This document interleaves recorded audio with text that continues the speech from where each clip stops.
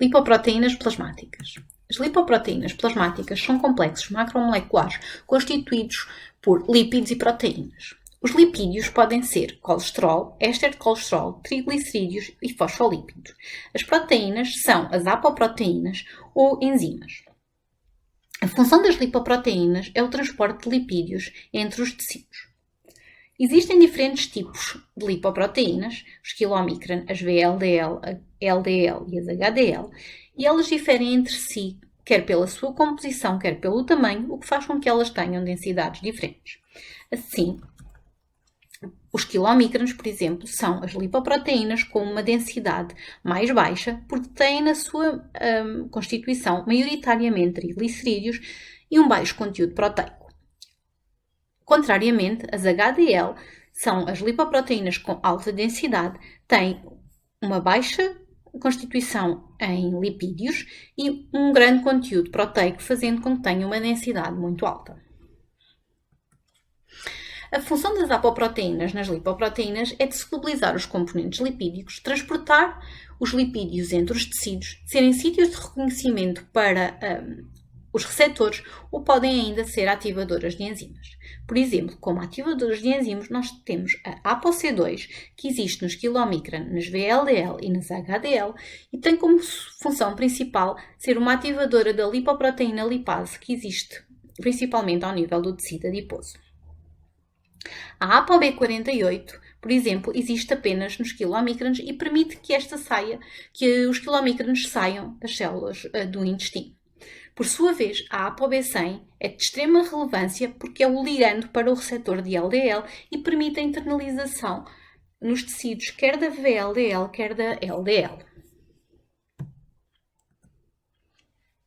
Existem 3 sistemas de transporte lipídico que atuam no plasma ao mesmo tempo. O sistema de transporte dos lipídios originários da dieta, que é mediado pelos quilomicron. O sistema de transporte dos lipídios que são sintetizados pelo fígado, cujo transporte para os levar para os tecidos periféricos, que é mediado pelas LDL e pelas VLDL, e o sistema de transporte reverso, que é mediado pelo HDL. O sistema de transporte reverso tem então como função transportar o colesterol dos tecidos periféricos, ou seja, dos tecidos extrahepáticos, e levá-lo de volta para o fígado para ser excretado ou para os tecidos esteroidogénicos. Os quilomicrons são formados nas células da mucosa intestinal e transportam triacilgliceróis, colesterol e vitaminas lipossolúveis da dieta para os tecidos periféricos. Os quilomicrons são constituídos maioritariamente por triacilglicerídeos e têm um baixo conteúdo proteico, quando são formados, transportam apenas a ApoB48, que permite que eles sejam secretados do intestino. Uma vez no plasma, eles ganham das LDL, das HDL, a apoproteína E e a ApoC2. Assim, os quilomicrons são formados nas células do intestino através dos triacilglicerídeos e do colesterol provenientes da dieta.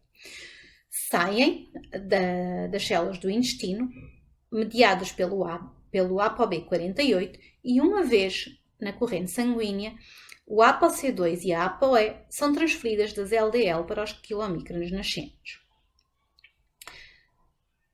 Estes quilomicrons vão então pela corrente sanguínea de modo a transportar os triacilglicerídeos para os tecidos. Ao nível do tecido adiposo, por exemplo, a ApoC2 permite a ativação da lipoproteína lipase, que permite a hidrólise dos triacilglicerídeos em ácidos graxos livres para serem armazenados no tecido adiposo e o glicerol que volta de novo para o fígado para ser utilizado, por exemplo, na síntese de lipídios, na glicólise ou na gliconeogênese. Estes quilomicrons, ou remanescentes de quilomicrons, perdem então a ApoC2, que é devolvida de novo para o HDL, e voltam ao fígado, onde entram através dos receptores para ApoE, que são específicos no fígado, sendo então endocitados. As lipoproteínas de muito baixa densidade, ou as VLDL, são produzidas no fígado e são compostas predominantemente de triacilgliceróis, aproximadamente 55 a 65%, e também possuem cerca de 20% de colesterol. Como o próprio nome indica, elas têm uma muito baixa densidade porque também têm muito pouca quantidade de proteína. A sua principal função é carregar os triacilgliceróis do fígado para os tecidos periféricos, onde irão ser degradados pela lipoproteína lipase, a mesma enzima que degrada os triacilgliceróis provenientes dos quilomicrons. Assim, as VLDLs são liberadas pelo fígado, ou seja, as VLDL nascentes, e já possuem na sua constituição a ApoB100. Uma vez liberadas no plasma, elas recebem, de modo semelhante aos quilomicrons, a ApoC2 e a ApoE provenientes das HDL. A ApoC2 é então reconhecida pela lipoproteína lipase, permitindo a sua ativação e permitindo a hidrólise dos triacilgliceróis em ácidos graxos que vão ser armazenados no tecido adiposo e o glicerol que retorna ao fígado. Após isto, elas perdem triacilgliceróis, ficando com uma densidade intermédia, passando-se a designar de lipoproteínas de densidade intermédia ou IDL. Estas liberam então o ApoC2 e a ApoE de novo para os VLDL, sendo transformadas nas lipoproteínas de baixa densidade ou nas LDL. Estas LDL, que possuem na sua constituição a ApoB100, são de novo transportadas para o fígado ou para os tecidos extrahepáticos, ligando-se aos receptores específicos das LDL através do receptor ApoB100, onde podem ser endocitadas. Os distúrbios no metabolismo das lipoproteínas causam doenças chamadas de hiperlipoproteinémias. Existem vários tipos. O tipo 1, que é uma deficiência na lipase lipoproteica, ou o tipo 3, que é uma deficiência na ApoE. A hiperlipoproteinémia do tipo 1 é uma doença genética que tem uma deficiência ou na lipase lipoproteica ou na ApoC2. A ApoC2 é a apoproteína responsável pela ativação da lipase lipoproteica. Isto vai fazer com que haja uma concentração muito alta de triacilglicerol plasmático, nomeadamente associado quer aos quilomicrons, quer às VLDL, pode levar à formação de xantomas ou de pancreatite, resultando então de um acúmulo de quilomicrons no plasma. O tratamento para este tipo de doença normalmente está associado a uma dieta baixa em triacilgliceróis e baixa em lipídios. A hiperlipoproteinemia do tipo 3 resulta de uma deficiência ou de uma disfunção na apoproteína E, que interfere na captação dos quilomicrons remanescentes em VLDL.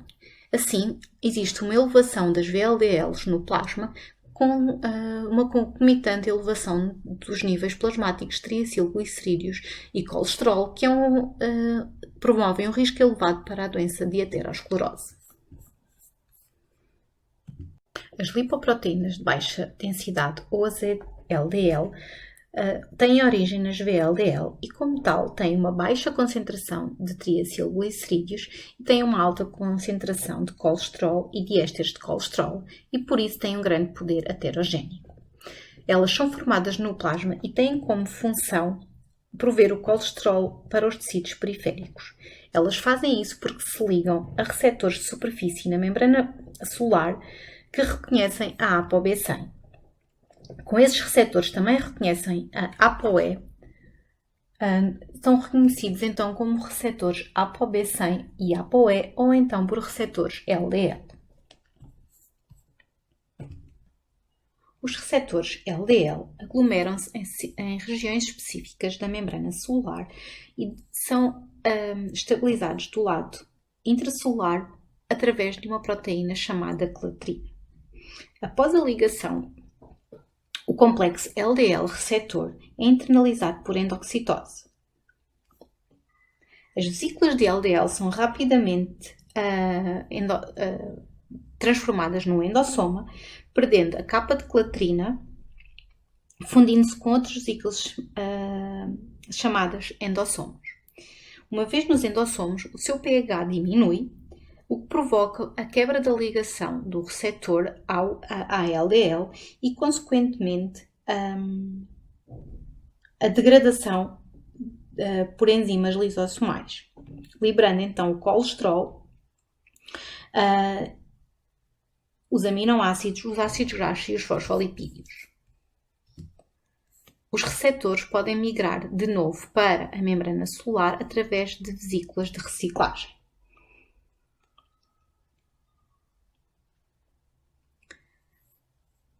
Após a hidrólise do colesterol e dos ésteres de colesterol, o colesterol plasmático pode ser armazenado sob a forma de ésteres de colesterol e este excesso de colesterol vai ter uma função importante na regulação da síntese do colesterol, nomeadamente vai inibir a síntese do colesterol por inibição da HMG-CoA redutase. Pode ainda este excesso de colesterol regular a síntese dos próprios receptores de colesterol através, permitindo a diminuição do número de receptores na membrana e, consequentemente, diminuindo a incorporação de colesterol pelas células. O colesterol vai ainda ser utilizado como componente das membranas celulares, dando origem a hormonas esteroides ou ainda à formação dos ácidos biliares. Uma deficiência nos receptores de LDL é a causa primária da hipolipoproteinemia primária do tipo 2. Ou seja, existe uma deficiência dos receptores LDL e, como tal, existe uma acumulação de colesterol no plasma numa doença designada de hipercolesterolemia familiar. Ou seja, não ocorre a regulação da síntese de colesterol e, como consequência, existe um aumento dos níveis de colesterol sintetizado pelo fígado e ainda aquele que é transportado pelas LDL, que também estão elevadas no plasma. Esta é a hiperlipidemia que está diretamente associada a um risco muito grande de aterosclerose e, consequentemente, ao risco do infarto do miocárdio. As lipoproteínas de alta densidade, ou as HDL, são as proteínas com uma densidade maior devido ao seu grande conteúdo proteico e um baixo conteúdo de triacilglicerídeos e colesterol.